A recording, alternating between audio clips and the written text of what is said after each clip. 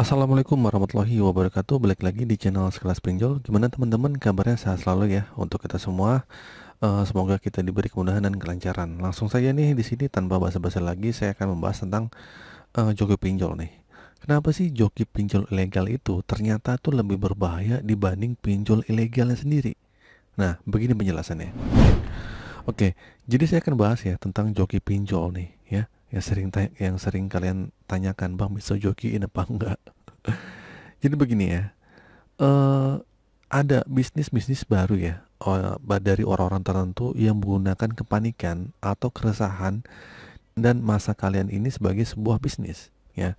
Nah, ini bisnis di mana adalah disebut dengan joki pinjol ya.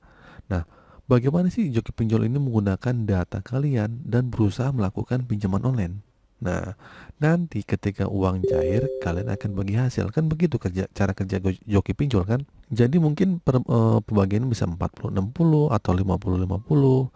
Misalnya ini cair 1 juta ya kalian dapat 500 ribu, dan sisanya itu untuk yang 500 ribu itu buat kalian gitu. Jadi dibagi dua lah intinya. Yang perlu kalian ketahui, kalau pakai jogo pinjol itu sama-sama seperti biasa ya, resikonya itu sama seperti kalian minjol gitu loh. Nah, jadi yang pertama, kalian tuh bisa ditimpa dengan masalah data pribadi kalian ya. Atau mungkin kalian juga akan berisiko sendiri karena kalian sendiri akan minjem data-data kalian sendiri yang digunakan. Tapi mereka menikmati keuntungannya kan gitu si joki itu. Nah, suatu saat nanti kalau kalian bobol aplikasi ilegal itu, ternyata ilegal itu datanya malah nggak data kalian malah tersebar, data kalian disalahgunakan ke aplikasi yang lainnya, itu bisa jadi beresiko. Nah, kemungkinan kalian harus berpikir jangka panjang nih. Saya tahu ya posisi kalian mungkin saat ini sedang panik, mungkin sedang bingung, dan jalan satu-satunya adalah meminjam uang ya, dan jalan satu-satunya adalah meminjam uang kembali. Nah, ini yang nggak benar.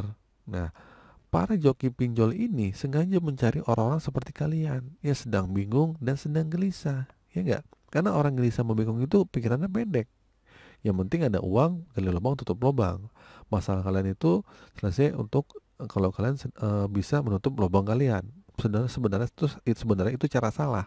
Nah, sebagai contoh begini, mungkin kalau kalian komen di konten pinjol ilegal, pasti kalian selalu komen tuh ya. Misal begini, Bang, kok bisa ditolak ya? Nah, terus gimana sih Bang caranya gitu kan? Kalau kalian komen di YouTube-YouTube yang bahas pinjol ilegal tuh dia kan, gimana sih Bang, kok saya ditolak Bang, gimana sih? Pasti akan dibales nih. Ya udah, PM aja ya gitu, nanti saya bantu gitu kan. Atau WA aja ya di deskripsi, nanti saya bantu. Nah, itu biasanya joki pinjol ya teman-teman ya. Nah, sebaiknya kalian tuh hindari teman-teman. Kenapa? Yang pertama, data kalian tuh makin tersebar karena mereka punya data kalian ya. Dan kedua, belum tentu orangnya bisa terpercaya. Nah, belum terpakai apa yang bisa data kalian ini dipakai untuk melakukan pinjaman online di tempat lain, bisa jadi. Nah, di sana nggak tahu ya kalau nantinya ternyata kalian itu digunakan, data-data kalian itu untuk meminjam di pinjaman yang lain ya. Tiba-tiba ada yang datang ke kalian untuk menagih pinjaman online yang lain, kan bisa jadi. Ya, ini yang bahaya teman-teman. Karena banyak ya teman-teman ya, ada orang yang tiba-tiba ada ditangin aku laku gitu kan. Padahal mereka berpikir, loh kok aku laku? Ya iya, karena kita nggak tahu asal HP kita kan dipegang sama si joki itu sendiri gitu kan. Nah, ini akhirnya data-data kalian dipakai untuk daftar di aplikasi yang legal gitu, seperti aku laku atau kredivo yang sebenarnya gampang cair untuk buat transaksi gitu kan, atau limitnya dipakai. Nah, ini kan bahaya, dan akhirnya otomatis si aku laku itu akan mengincar kalian menagih gitu kan. Dan otomatis akhirnya aku laku mengincar kalian yang minjem di situ.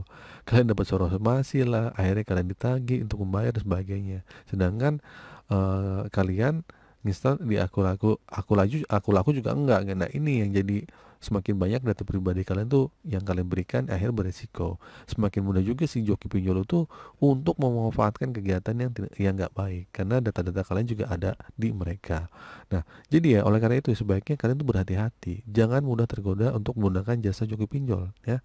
Nah, selain itu perlu diingat bahwa menggunakan jasa joki pinjol itu juga bisa berdampak buruk pada kredit kalian di masa depan. Karena biasanya itu akan dibobol tuh pinjol-pinjol semi legal. Nggak tahu yang semi legal itu sekarang sudah terintegrasi sama Slick OJK. Ya udah parah tuh, kalian nggak bayar malah kena Slick OJK. Malah susah untuk minjem di mana-mana. Jadi sebaiknya jika kalian memang butuhkan uang, lebih baik ya kalian tuh minta ke warga aja atau teman terdekat yang bisa dipercaya, sama orang tua juga nggak apa-apa.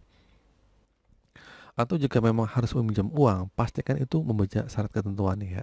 Gitu kan, apakah ini pinjol ilegal atau legal, kalian harus teliti ya. Jadi gitu teman-teman ya, sebenarnya joki pinjol itu sangat berbahaya dibanding pinjol ilegal itu sendiri. Karena bisa jadi si joki pinjol itu mencuri data kalian ya. Kalau di pinjol ilegal mungkin kalian tuh pakai uangnya kan, terus akhirnya data kalian cuma disebar, selesai. Tapi yang jadi masalah saat kalian pakai joki pinjol, udah uangnya dibagi, data-data kalian juga yang minjem, ya enggak? Kalian juga yang diteror. Udah kayak gitu rawan sama penipuan, sama rawan sama penyebaran data. Atau data-data pribadi kita itu malah disalahgunakan sama pihak-pihak yang tidak bertanggung jawab. Oke, itu sih ya teman-teman ya video kali ini. Semoga video ini bermanfaat. Akhir kata, assalamualaikum warahmatullahi wabarakatuh.